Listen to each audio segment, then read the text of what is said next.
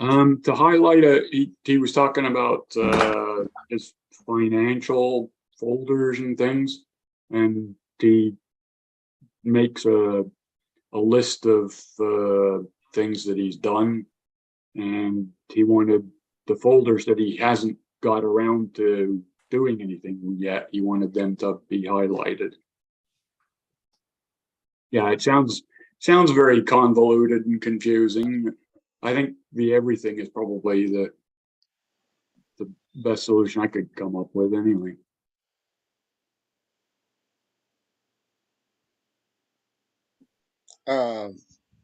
Ron, I'm getting chat messages about unable to unmute. Yep. Post, it doesn't Yeah, allow. I'm just checking that out. Yeah. I'm not sure. When I joined, I also got a message that the host has prevented. Oh, really? Yeah. So it's not my Apple. No. Uh-oh. Now that's interesting because I've never set that. Where would that be? If you get that message, just put something and you want to talk, put something in the chat. We can click something to say the host wants you to unmute, and it should work.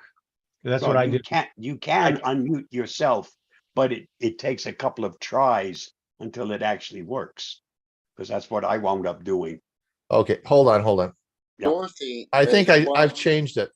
Yeah, Dorothy is the latest one to put something out. Okay. It said allow participants to, and I just click unmute themselves. Unmuted. She's So you unmuted should, it's now. corrected. I don't know. Maybe they changed that because I haven't changed any of the settings since the last meeting. So Greg, I do apologize for that. Right. That comment I made about you and the Mac, that was uncalled for. Go ahead, Steve. Working now. Steve, unmute yourself. Good, See if it thanks. Dorothy's works. fixed. Is it fixed? There you go. But Greg's a good Okay, sport. yeah, it's working now. So what was the Yep. problem? Well, it was in security. It's in the security settings. If you click security, allow participants to, and one of them was unmute themselves. And I have no idea why it was unticked. I mean, I haven't changed that. I've never even set that. That That was might be a always. new update from. Yeah, the- it could be. Whoa, Jim, you got a Yeah, what planet's he on? echo, Jim. You got more than one mic working.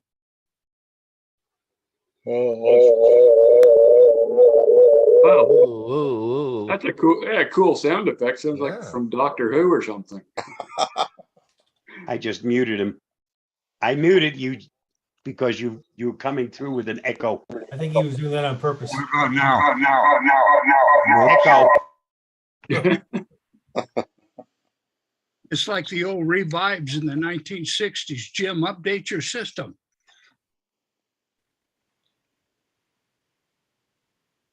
This is a new Echo. It's a Chromebook. No, you have more than just your Chromebook. You have a phone, you have a computer or something else. Something else has got a mic on. A lot of feedback. Well, at least we have some people here. We were a little bit worried earlier that there'd just be the four of us here. We thought maybe with Memorial Day, no one would show up. So it's nice to see. Everyone's sleeping in. Yeah, well, depends which side of the country is. If you're sleeping in and you're on the East Coast, you're really sleeping in. You may be dead. You know? I don't think we have anyone on the East Coast here. You know, if you wonder if you don't get up by noon hour, is there something wrong here? I think I'm the one that Bill and I are the furthest east folk. I think No, Huey's further east. Who else? Huey. Dorothy, go ahead. Oh, Hewie. Yes, Hewie. I'm sorry. Yes. Hi, I made it back from Mesa on Friday. Oh, so you're in Victoria. Yeah, from the 30 plus temperatures to Yeah, the tens. yeah. But I just wanted to mention the ArriveCan app worked very well. there is an updated version of the ArriveCan app if you are going to do any traveling back from the US to Canada. The nice part about it is when you put all your passport information in, it keeps it in the app. So the next trip you do, you don't have to put in all that information. So. Excellent. Thanks. Thanks, And I Dorothy. also wondered, I'm busy updating a bunch of devices. Why doesn't the Google Chrome browser update itself? It It should. does. It does. Yeah, I've been going in manually and doing it for everything. It Well, may. Pat- Are, My are you PC will allowing do it? it too. Are you allowing it to run in the background? Because you do have to shut it off and turn it back on for the Yeah. update to happen. Yeah, I've And if- watched it on a few devices and it doesn't update until I manually go into the help area. Yeah, if you Yeah. have it running in the background so that it comes up faster and stuff, it Okay. doesn't shut down, okay? Then Okay, it won't be until the next time you restart the computer that okay, it actually happens. okay, thanks. Patch My PC will update it too. Liz, go ahead. Okay, I am in the process of changing my email. And concerning learning Chromebooks, I would like to change to the other email. And I'm thinking maybe the best thing would be to cancel the original and just join up again. Yes, that's the way to do it. Okay, that answers my question. Thank There you you. go. Easy Yeah. answer. Easy answer. And then if you leave it with both, we'll send you two. Okay, Yeah, I tried to delete somebody and it's very difficult for me It's to do it. easier. It's better if you do it yourself. Yeah. no problem. Thank you. Same thing with the newsletter. If you need to change your address, don't send us the change of address. Just go in and cancel one and add the other one. Yes. On my WinSig newsletter and also on the Tech for Senior newsletter. If you it's designed for you to do it yourself.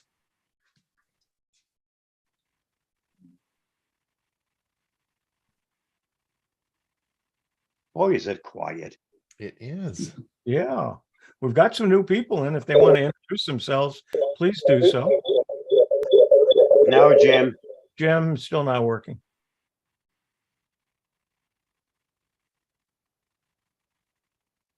Jim, I had to mute you again because you're doing an echo. You still have something turned on. On.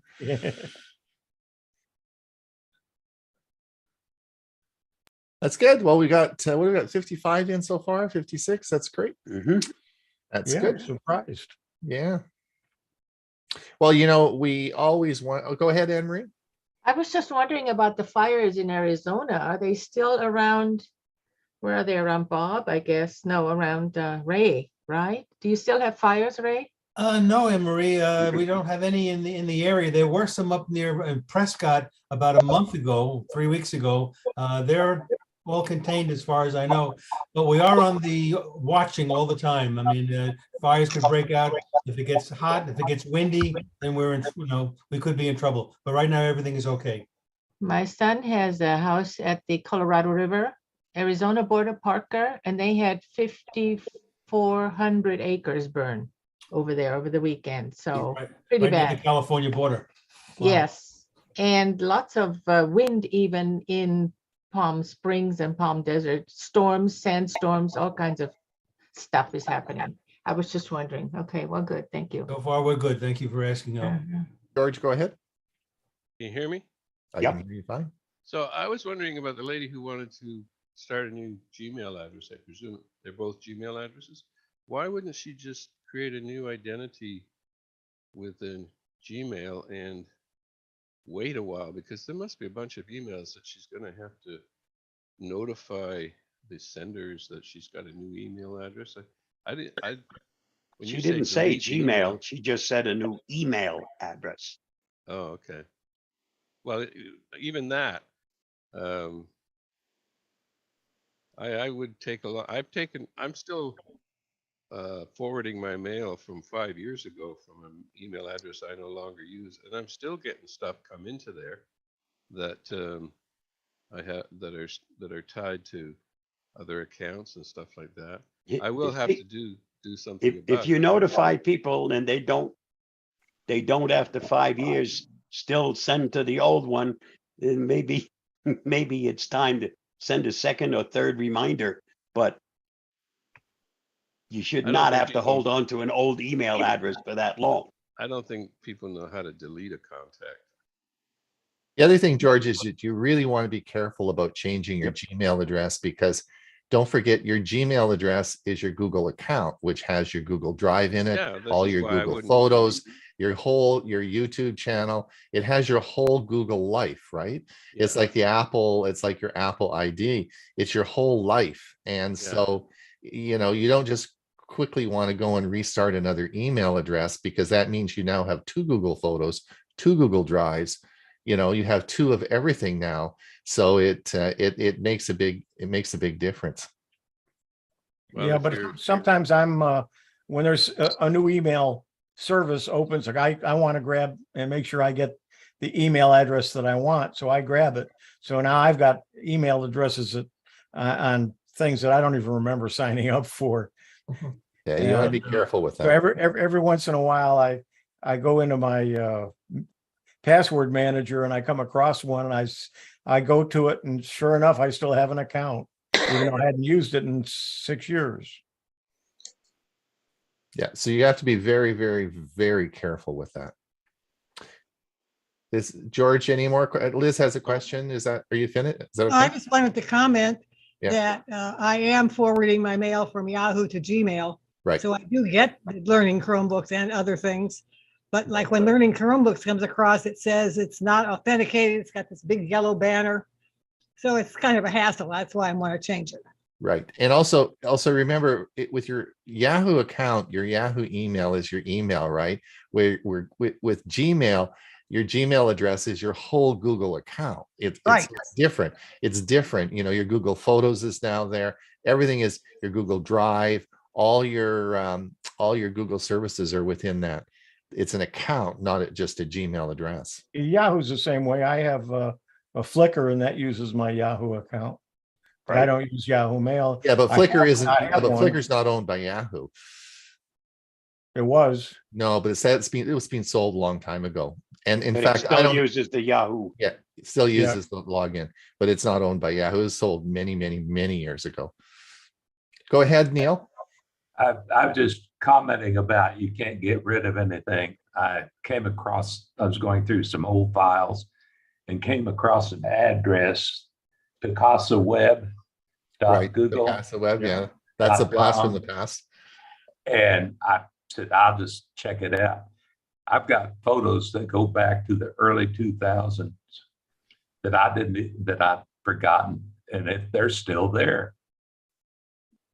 Yeah, I know. I thought Google changed and imported all the Picasa pictures into Google Photos. It may be, but I can still access Maybe they it. kept them. Maybe they kept them over there as well in Picasa. Because Chris Gould would know about that. I don't know. Is Chris on? I guess she's still over in Italy.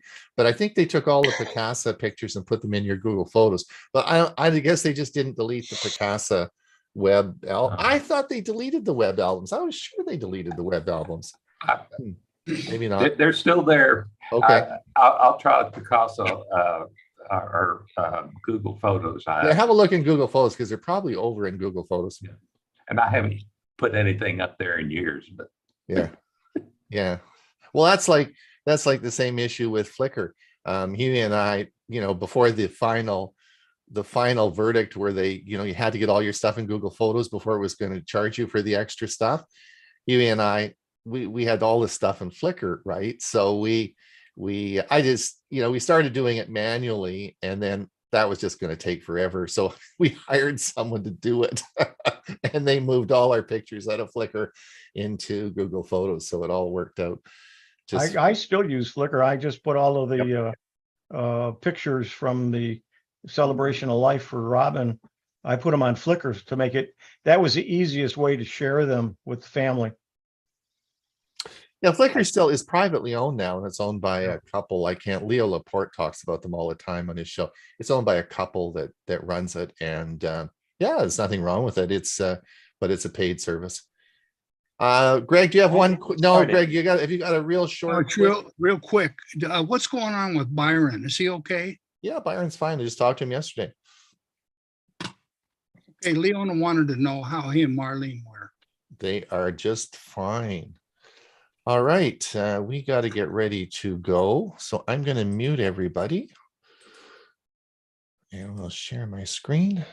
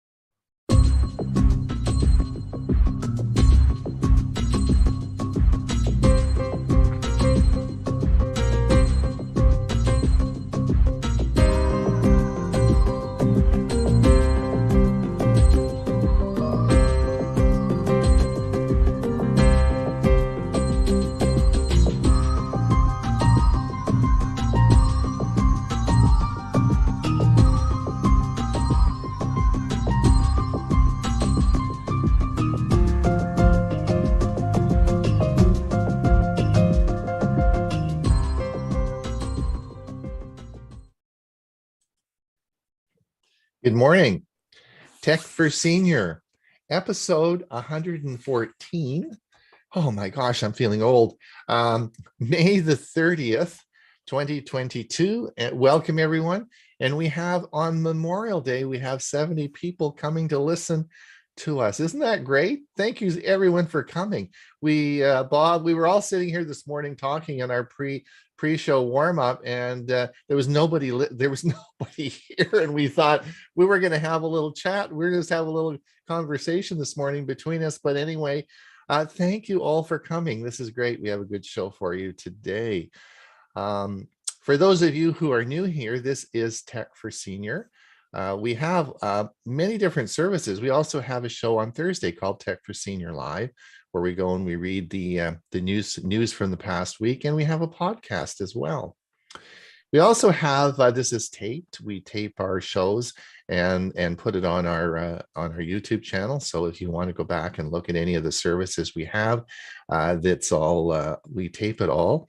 And we also have a premiere service or premiere event, which comes on at 1/2 And this is where we take what happened a year ago and we make it available for you. But it's cut up for you to use with your club. And today we're going to be talking, Dewey is going to talk on Amazon Sidewalk. Ray's going to talk about the record store. And Hewie, of course, is going to talk on Facebook tips. All this at 1/2. And I sent the link out in the newsletter. So we do, I mentioned the newsletter. We do have a newsletter. If you haven't seen our newsletter, please www.techforsenior.com, sign up for the newsletter, and we will we'll certainly get the newsletter out to you. And in there, I put the not only do I put the link to the premiere service, but I also put our schedule. So on the Saturday schedule, Saturday newsletter, you'll see what we're going to do in the show on Monday. So I've been putting that in now. So you'll see the agenda for the Monday show. So if you want to know what we're going to talk about on Monday, ask some questions, then that's great. You can see that on the newsletter. So I think, yes, so I had a really good week. So I've been, you remember Anne-Marie was talking about this earlier. So last week we talked about tap and pay and the mobile Google Pay. Well, of course, I've been busy running around at the using Google Pay all week, tapping on my phone. So Gail and I were out for lunch. I got to tell you the story. Gail and I were out for lunch on Friday, and of course, when the bill came, I said, I pulled out my phone, and of course, boom, tapped, used Google Pay to pay for it. So I said to the waitress, I said, isn't that cool? I said, do other people do this? Oh, she says, all the young people do, but I've never seen, and she was going to say an old person doing it, but then she immediately caught herself and she said, I don't see older people doing it. And I said, and so I wish I'd taped it. Oh my gosh. I said, I got to play that for our technology group on Monday. I said, that was priceless.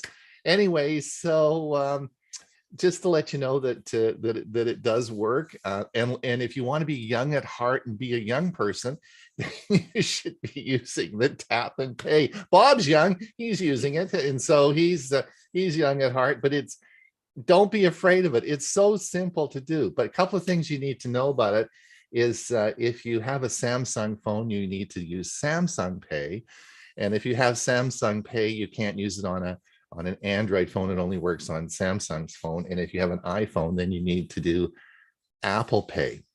And it even gets more complicated. So I said this week to everyone, I was going to get my watch going, right? And I have the Galaxy Watch 4 and I have the Fitbit Sense. So I thought, okay, I got to get this going. So after a great deal of work, I realized that the Galaxy Watch 4 there has to use Samsung Pay, and Samsung will only pay if you're paired to a Samsung phone. So that was a bit of, then I said, well, that's no problem. I'll use Google Pay on my Fitbit Sense. No, you have to use Fitbit Pay. So I am going to put Fitbit for next week. My goal is I'm going to put Fitbit Pay on my watch, and I want to go around and tap the watch, because then I don't have to get my wallet out. So I'll get my phone out, right? So I don't have to get the phone out. I can just use the watch to tap. I want to go back to that same waitress, and I want to say to her, I'm going to get her and I'm going to say, now look at this. And I'm going to tap it with my watch and see what she says. And now I wonder if a lot of young people use their watches as well. Anyway, that was my story this week. So we have a lot of people here to introduce today. Hewie and I were busy last Thursday doing learning Chromebooks. Turned out pretty good, eh, Hewie? What do you think? Yeah, there was a slight pause in mine. I don't know if you caught it or not. There was a section that was just a black screen. What happened was I put a space there so I would have some room to put something, and I forgot to take it out. So I edited it on my website, but we need to probably edit it on the playback as well.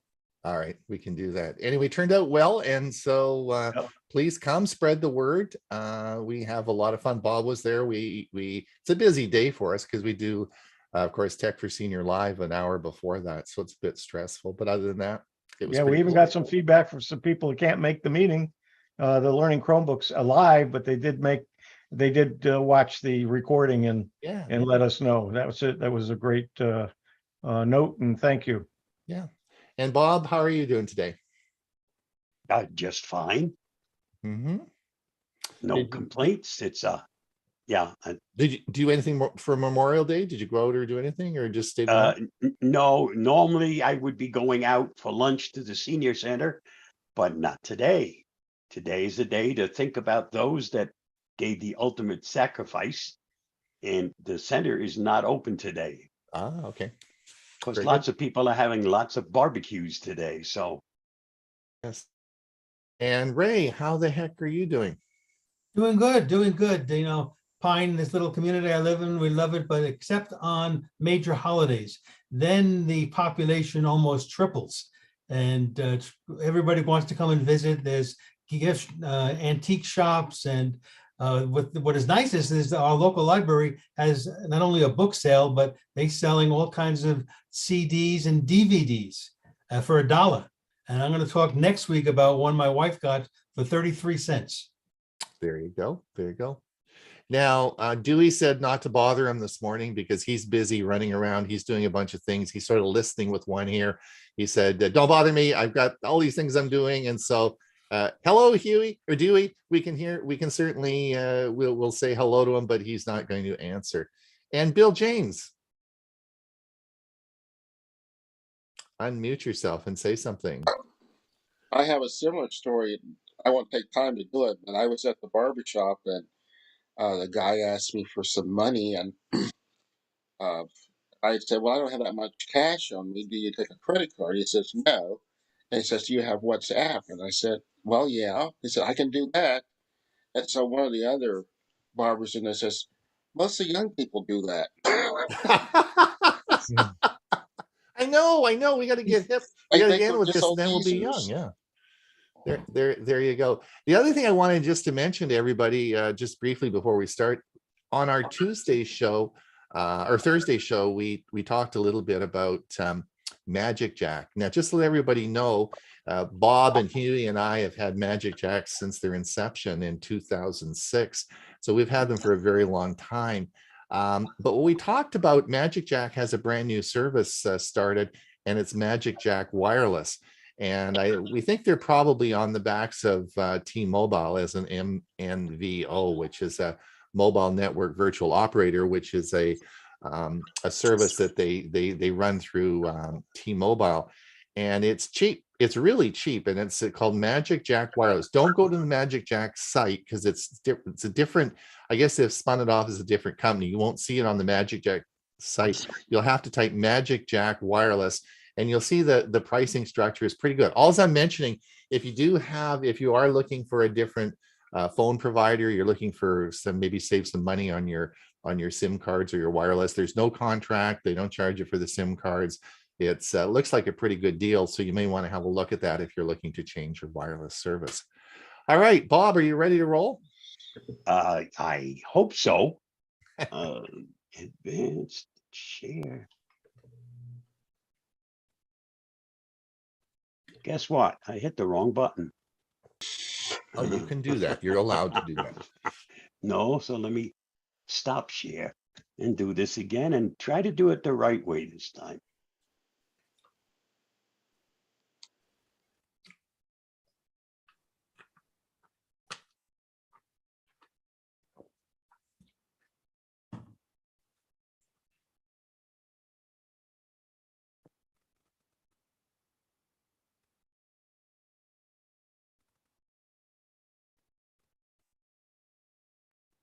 Here is the Avast Security News Roundup for the week ending May 27th, 2022.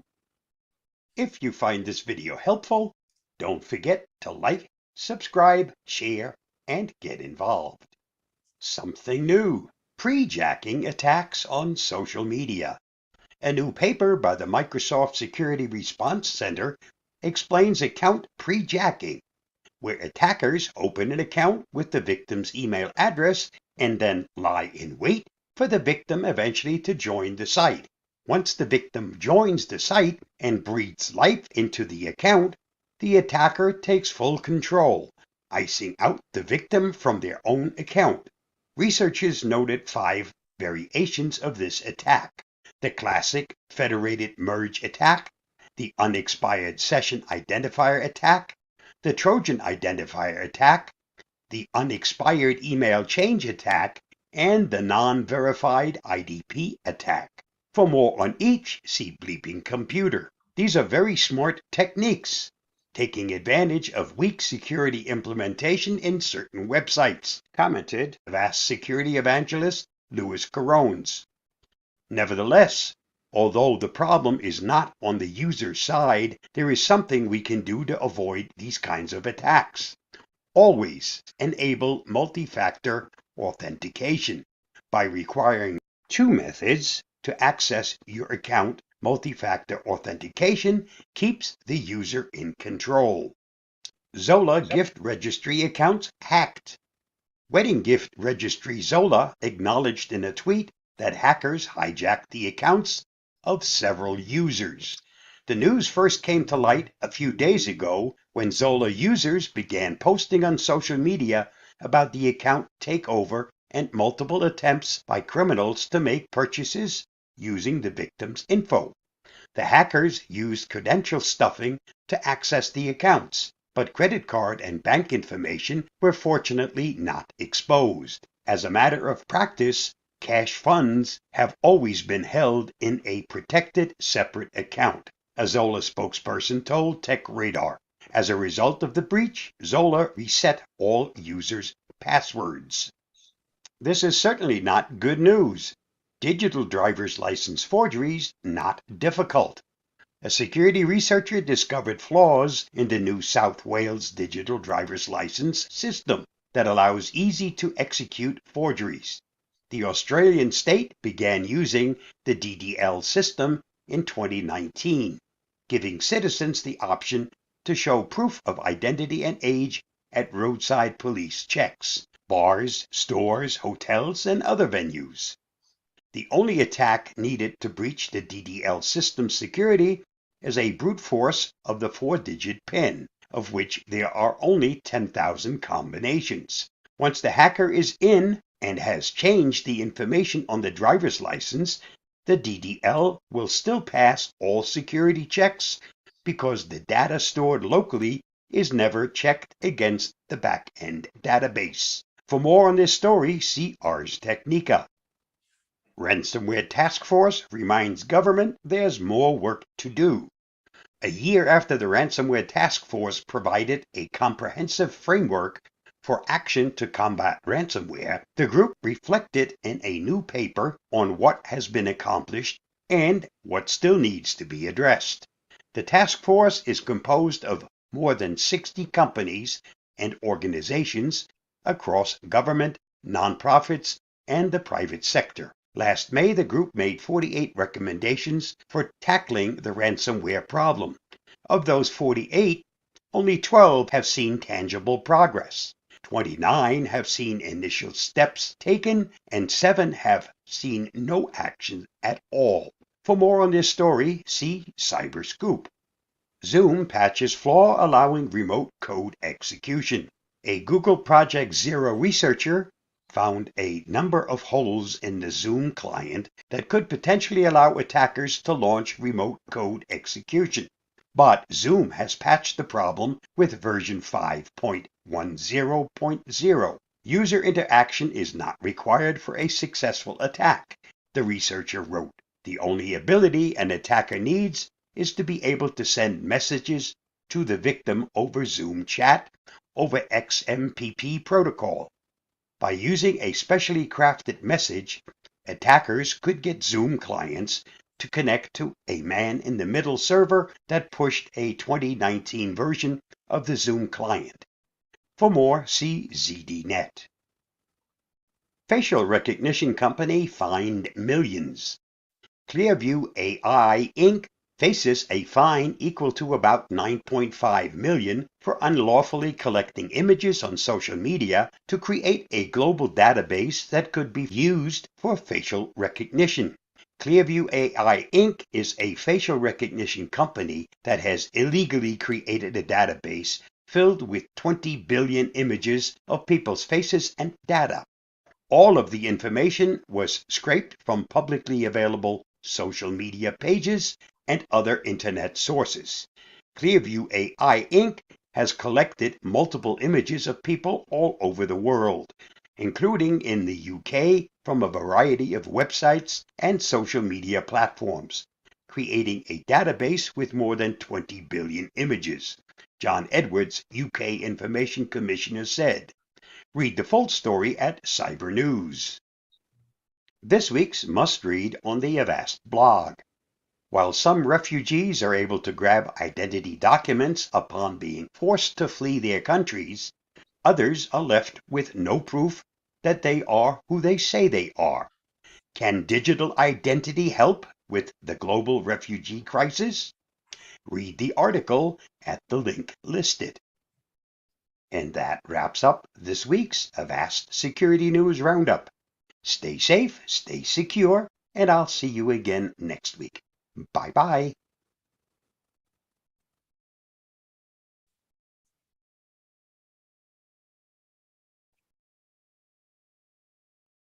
In this tutorial, we're going to talk about making things larger and making things smaller.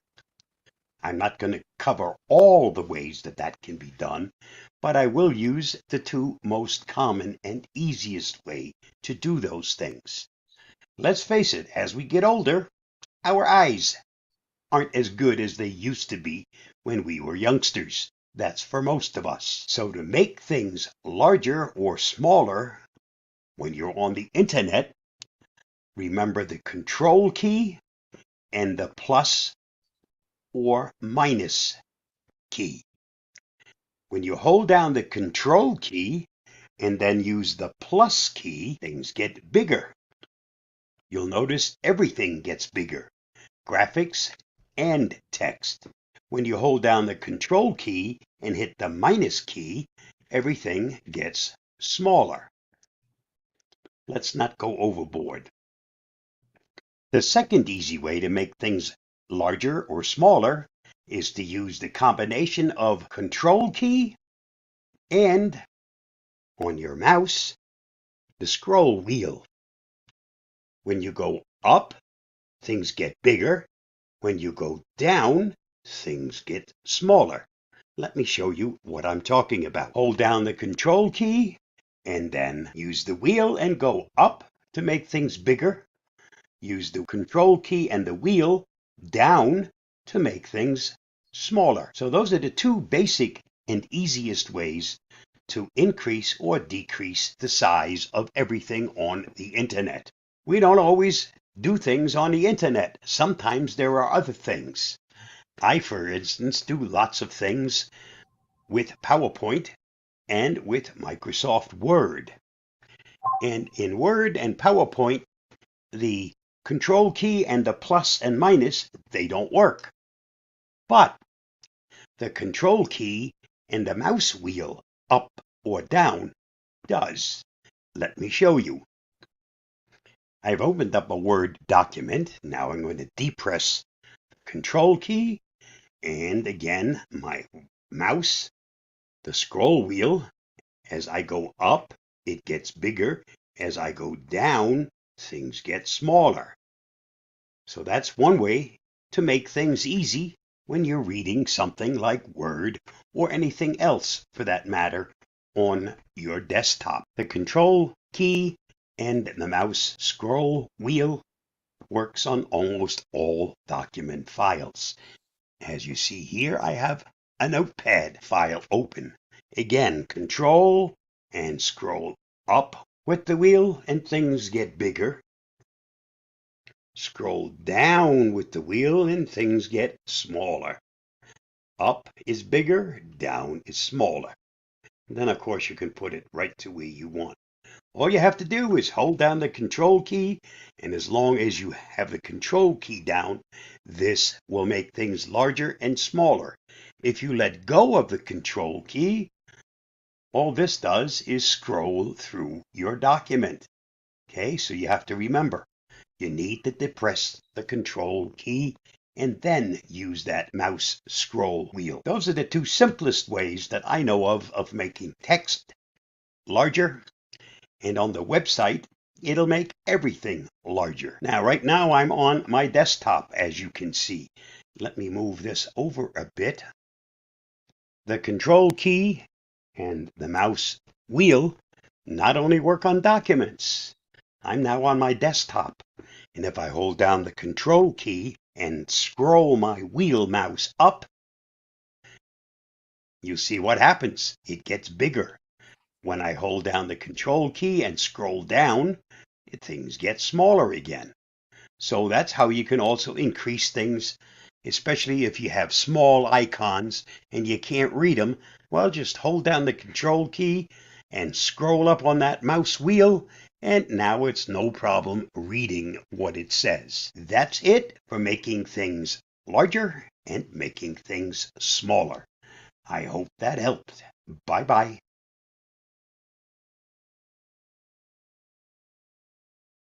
Thanks, Bob. That's a lot easier than using a magnifying glass. Sure is. That's good. Yeah, there you go, Hewie. You got your magnifying glass. Just before we get going with Ray, I just wanted to thank Karen Thornton and Terry Harvey for their generous donation to our coffee fund. So thank you so much for it helps pay the bills, and we do appreciate that. And Ray, where the heck? You're right there. There you are, right next to me. Still here. I haven't Still got here. rid of me yet. There you go. You're up. Okay.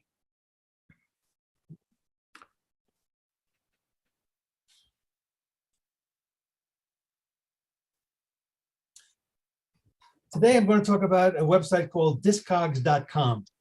And this allows you to organize and determine the value of your music media collection. Now, I get asked this question all the time. Ray, I just inherited some old records from a relative, or somebody just gave me a bunch of CDs. How much are they worth? Well, now for those that may not be aware, vinyl records have made a huge comeback. For the last few years, new recordings released on vinyl LPs have outsold their CD counterpart, even though in most cases, the latter, meaning the CDs, are about half the retail price. Now, this has resulted in original record albums, as well as some 45 RPM discs, being in demand again.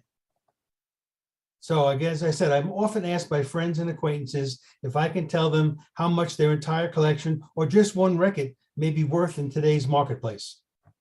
That's when I direct them to discogs.com. What is Discogs? Well, the word Discogs comes from the word discographies. And that's an organized list of an artist's songs, which will include dates the recordings were made, the chart positions the song may have reached, and other pertinent related information. Discogs.com is a website. It was launched way back in the year 2000 and is based up in Portland, Oregon. It contains a crowdsourced database. What does that mean? That means the information is input by the general public. So this database is of audio recordings that contain a variety of formats, including 78 RPM and vinyl discs, but also has cassettes, compact discs, and more. Now, while it's open to pretty much all types of genres in recent years, the focus has been on rock music. Listen to these numbers. Discog contains over 15 million releases by over 8 million artists from over 1.8 million recorded labels, record labels, and these numbers grow daily as users continually add previously unlisted releases to the site. So getting a Discogs account, it's free and easy. Creating a Discogs account allows the user to enter their music collection and then easily retrieve their database information as needed. And members can learn about the value in the marketplace for their collection and can create a want list for others to see. So if there's a particular music that you want and you haven't been able to find it anywhere, Discogs would be the place to go. You put that in your want list and you'll find others who have it and are willing to sell it. Statistics will tell, one, how many others have this recording in their collection, how many want it, when it was last sold, and the low, medium, and high prices paid. So Discogs has become the main go-to website for those looking to buy and sell their recorded music items. So how many formats can one song be on? Well, in our lifetime, we've seen songs of many singers reappear every time a new format is introduced. Of course, records, 8-tracks, cassettes, compact discs, and now new vinyl LPs. Consider that recorded music has been pretty much always an international business, with many releases packaged for sale in multiple countries all over the world. So when you add your media to Discogs, you need to make sure you are adding the correct release because the value can vary depending on this information. And the steps to enter your music item: the first time you go to Discogs, you'll need to create a free account, and thereafter the site will remember and bring you to the sign-on page. The homepage provides instructions and guidelines for first-time users. And then clicking on the dashboard icon brings you to the items you've already entered for your existing collection. The search feature allows you to quickly determine where a particular song may be in your collection, such as when the song you're looking for is on a compilation CD. Let me show you how this works.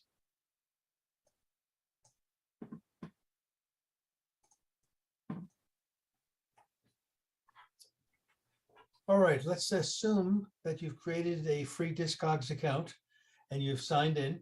What you're going to see now first is this welcome page. And if you look just under the web address here, there's a search box, and it gives you the ability to search by artist or by album, other ways. What I found that works best for me is I search by the album catalog number. You're going to find that usually printed on the back cover or the edge of the album sleeve. And for me, that's the best way to get started. So my wife is a huge fan of David Bowie, and she has one of there's many LPs by him, but one of them has this number, PJ-17267. So I'm going to put that in here in the search box, PJ-17267, and if I hit enter, it'll now give me a listing. Now there's 38 different releases of this one particular album. Some of them may have been on cassette, compact disc, etc. I'm of course interested in the one that was an LP album. So as I look down, the very first choice here tells me it was released, this particular version in Canada. Well, I know my wife didn't buy it there, nor did she buy it in the Philippines. But here's one from the USA. And I'm going to click on it. And up, that again, if you click on the artist name, here's an example where they'll give you all kinds of information about David Bowie and all of his different releases.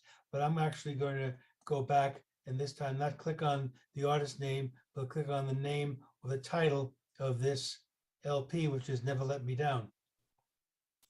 And up shows that it was, yes, issued by EMI America. Here's the number. If I really want to make sure this is the exact same album, what I can typically do is go to more images and then bring up an image of the actual record and then compare it with the record that I have. And yes, this is identical. So I know this is the correct release. So here is the track listing of the different songs on side A and side B, and lots of other information as I scroll down towards the bottom, different kinds of notes. And but here's the side that you're going to be interested in now. Over here, it tells me statistics, and the statistics have to do with pricing. So this LP on Discogs, one copy of it most recently sold in February of this year. But over time, it's showing me the different prices. $5 as the low end, the median of $8.50, and a high price of just under $30. And the reason those prices vary and they have those categories, that all has to do with the condition of the LP. If it's coming apart, if there's tears on it, if somebody wrote their name on it, that all brings down the value considerably.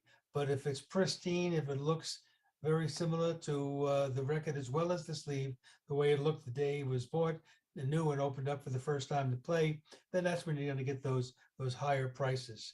And there's a way that record sellers rate their, not only again the records, but the sleeves they came in with terms like VG, which would stand for very good, VG plus, near mint, or fair. A whole slew of categories you can find online what the exact meanings are as to how individuals will judge the quality and condition of the record. But anyway, what we've come up with here now is I now know that this one particular LP is worth about, I always go with the median price, $8.50. So this is the way I tell people when they ask me, well, how much are my records worth? Use Discogs to go in, find the exact album, and this could be, as I said, this could be a compact disc. This could be 45 RPM records, any kind of media that relates to music. If you have it on that media, you'll find information about it on Discogs. So hope this was helpful, and I'm going to stop recording. See you soon. And that's what Discogs can do for you and is all about. That's pretty cool. Can you take your cell phone and scan the QR code then? And yes, you can actually, on most albums from about the mid 80s on have QR codes on them. So yes, you can use your cell phone or a QR reader connected to your computer, and that for sure will bring up the exact release. Hey, cool. Thank you. All right. Huey, are you ready to roll? Absolutely. You just hit the right buttons, go to the right place.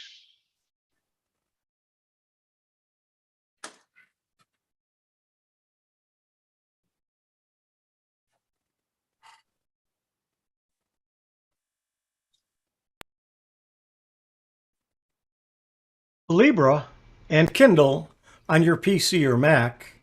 I'm Hewie Poplock. Today I'm going to be talking about the Kindle app and the Calibra app. This started out to be just Calibra, but I realized that Calibra doesn't do everything I thought it did. So let's talk about each of those. The Kindle app you get from Amazon because Kindle is an Amazon product. Kindle is a reader that you purchase to read ebooks.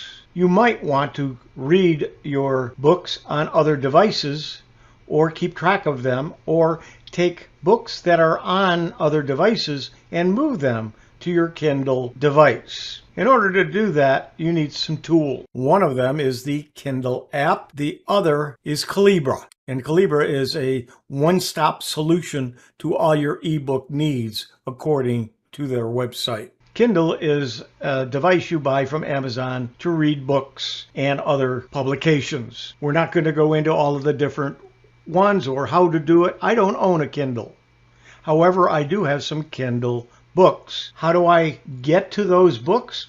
Well, in my Amazon account, the way I have found to do it, and there's probably easier ways to do it, but I go to Kindle Unlimited, which I am not a subscriber, but I can go to manage content and devices. In the digital content, you can see all of the books that I have purchased, most of them free, but you still have to purchase them even though it's a zero amount from Amazon. Let's take this book, Deliver or Remove from Device. I want to deliver it to my Kindle for PC 6, which is the latest version. So I have all of these books now in my Kindle PC app. So let's take a look at Kindle PC. In all, I have 17 ebooks in my library. I downloaded 16 of them and one is a PDF. Let's just take one of them just so you can see. Opening a book in the... I'm going to pause this for a moment. I'm going to see if I can fix the issue. By closing something's running in the background, hopefully that will help. And we'll try again. Kindle app on a PC. I can go to the table of contents. I can go all the way to the top. I can see what the cover looks like. I can go to the introduction. I can go to any of the recipes. The recipes are here. As I scroll down, I can go from recipe to recipe. I can go back to the library, and then these are all of the books, again, in my Kindle PC library. If I had a Kindle, these would be on my Kindle as well. The Calibra app is downloadable as a Windows, Mac, Linux portable, as we talked about last week, and a Windows 64-bit. Calibra does not run on Android or iOS. You can connect your computer to those devices and get the information from Calibra that way. When you open up Calibra, it's going to look like this. There is one ebook already installed in the program, and it's a guide to Calibra. My original idea was to show you how to get your books from your Kindle app and put them in Calibra so you can convert them to anything you want. However, because of DRM, or digital rights management, it can't be done easily. There are ways to do it. You have to download a much older version of Kindle and some plugins for Calibra in order to make that work. That's another story, another day. However, the whole purpose of Calibra is to be able to have any of your books or documents be able to be converted into a format that Kindle can read and upload it to your Kindle device. But let's take a look at what you can do with Calibra. One of the things you can do is you can add books. In order to add a book or books from your Kindle library, what you'll have to do is go to add folders and subfolders, and you're going to assume all ebooks in a single folder on multiple formats of the same book. We're going to go to the My Kindle Content folder, which is the folder where the Kindle app stores your books. And we're going to say select that folder. It's going to convert whatever it can, but a lot of the books it can't because of that DRM, or the digital rights management copy protection. But it will get some from there that may not have that built in. It does take a while. It's reading the metadata and adding to the library. Because of copy protection, not all of the books were converted and downloaded to Calibra, but you will notice there are some. There's a 2-hour guide to mastering Evernote, for instance. I'm going to click on it. You're going to see over on this side, it has a picture of the cover, and it has some information there. It's now opening the book, and it's in AZW format. There is the title of the book, and as I scroll down, you can see the book page by page. There is the book. I can view from here. I can convert this particular book. Let's convert it to an EPUB, but we're just going to say OK. You can see down here that it is working. You will see now that it added EPUB to the formats, and now we have an EPUB of that book. If I click here, it not only gives us the EPUB, it also gives us a lot of information about the book, when it was published, when it was modified, then it loads the book. And we have the book again. And we can edit that metadata. You can change it, add to it, and so on. You can get books. Calibra helps you find books, and it goes out to various sources. And you can search for books by title. You can fetch news. There's not a lot of US choices in English. It's only 2. But let's go ahead and look at, since we have a lot of Canadian people on here, let's look here. You have quite a bit here. And let's just take the CBC Canada, and we're going to say download now. And OK. You'll see that it's working. It has now added it. It did take quite a while, several minutes. But when we open this, we see that it's an EPUB format.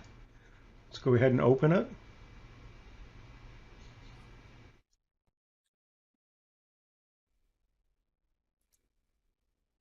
It's now open. As we scroll down, you've got several topics. If we go to any one of these, you can click on the articles and open up the articles, and you can then take this, because it is in an EPUB format, you can upload it to your Kindle and be able to read the news on your Kindle, or whatever other articles or books that you have in Calibra. You can, via wire, or you connect to your Kindle device and upload them. So if it connect with your Calibra and your Kindle, if you want to upload a book to your Kindle, if it's not in the right format, Calibra will note that and convert it for you so that your Kindle can read it. So if you're a Kindle user, Calibra is something you ought to have on your PC to be able to download other books and then upload them and put them on your Kindle device, and then carry that with you to read the particular books or article. What I discovered in putting this presentation together contradicted what I thought I was going to be presenting to you. I thought I was presenting reading your Kindle books on your PC using Calibra. You use the Kindle PC app for reading Kindle books, but if you want to read other books on your Kindle device, you would use Calibra to keep track of all of those and then upload them to your Kindle device. I hope this helped if you're a Kindle user. I'm Hewie Poplock. Sorry about the issues with the quality. What I'll do is Ron, I'll let you download the video and then replace it in the recording. Got it. Okay, thank you. And Bob, you're up. Okie dokie.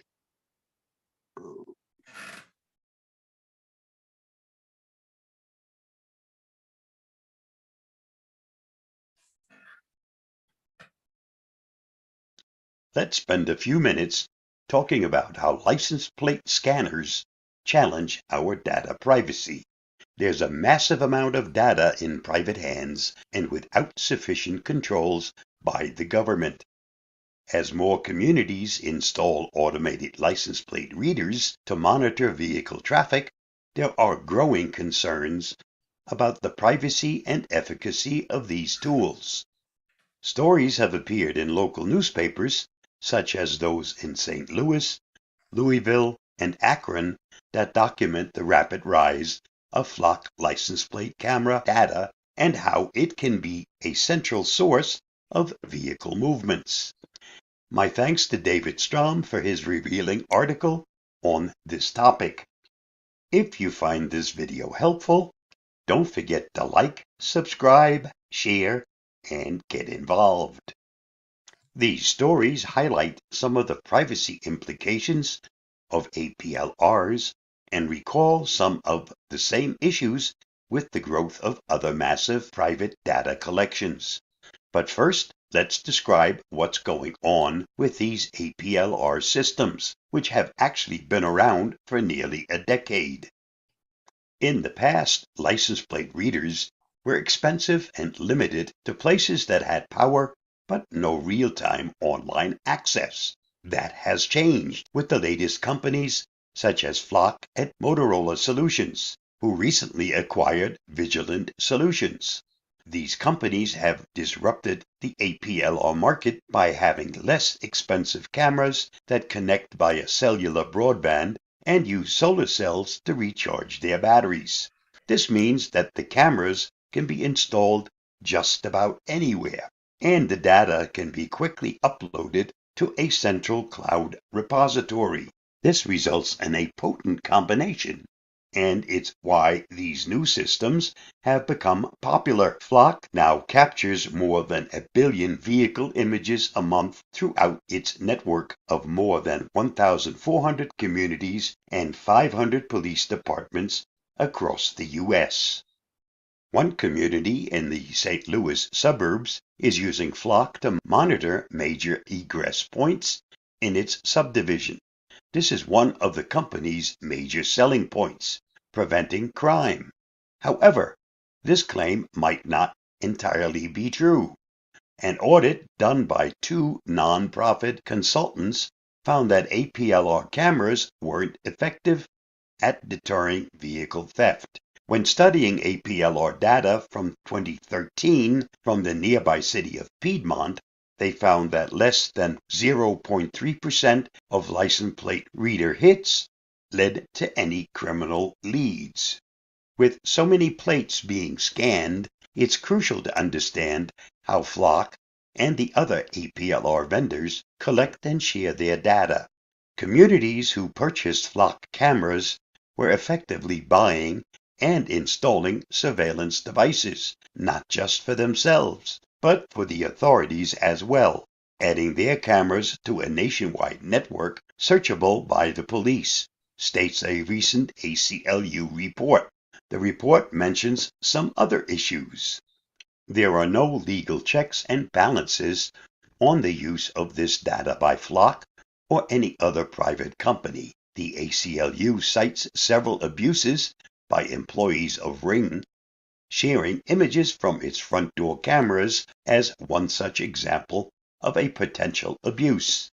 The consequences of errors. No optical character recognition system is perfect, and these errors could result in police making traffic stops on innocent people. The Louisville story cited above found several police departments who have been taken to court on various mistakes made when using these systems. This is how the data is eventually shared. Several years ago, the ACLU found that more than 80 law enforcement agencies in 12 states were sharing their license plate data with the U.S. Immigration and Customs Enforcement. Flock claims it automatically deletes data that is more than 30 days old, and while that may be true at the moment, there is no guarantee that that pattern will continue in the future. Even so, the ACLU says people can engage in a lot of perfectly legal yet private behavior within 30 days. Movements that would reveal things about their political, financial, sexual, religious, and medical lives that nobody in the police or in a company like Flock has a right to track. They recommend much shorter retention periods, such as a few minutes, to better preserve privacy. We need to realize that organizations are interested in more than just our license plates. The issue of our personal information being shared has much larger consequences. To take data collection up a notch, let's look at companies collecting our DNA. I'm specifically talking about private DNA databases and genetic testing services that have become popular during recent years. As Gary Kasparov asked in a previous post on this topic, how much of this field do we want to turn over to public oversight, and how much should remain in the hands of private companies? And this is exactly the dilemma faced by Flock and other APLR vendors. But at least with the DNA data, you can opt out of providing private information if you have the presence of mind to do so when you sign up for the service. We mentioned this in our post on data privacy and MyHeritage DNA. That post describes the idea that one's not very well thought out online choices could have unforeseen consequences for future generations. This point was brought home after I finished watching the Netflix documentary Our Father, in which a fertility doctor inseminated his patients without telling them.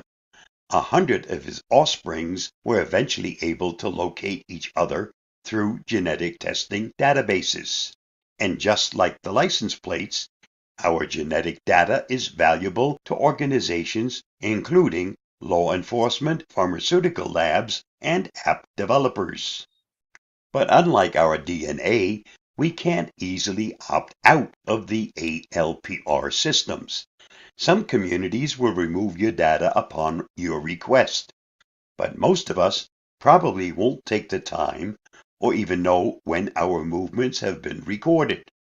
And then there is another problem with the license plate data: transparency. Our local police may be completely transparent about how they retain and delete your data, but that may not matter if another police department isn't transparent or has different policies. Some U.S. states have begun to recognize these issues with implementing privacy laws, but this remains an active legal area. As the ACLU report predicts, the rapid uptake of police and community customers of the APLRs doesn't bode well for future privacy concerns. Albuquerque, New Mexico, a city close to where I live, has just implemented some license plate scanners. Many of us aren't happy about the move. They should have learned from the last time that it doesn't collect the revenue the city expects, but will most likely result in new lawsuits. Stay safe, stay secure, and I'll see you again soon. Bye-bye. Thanks, Bob. I got a few questions to ask you about that, but that'll be, we'll do it in the Q&A. Yep. And Ray, just before we get started with your music, I just want to thank everyone over on our YouTube feed for coming.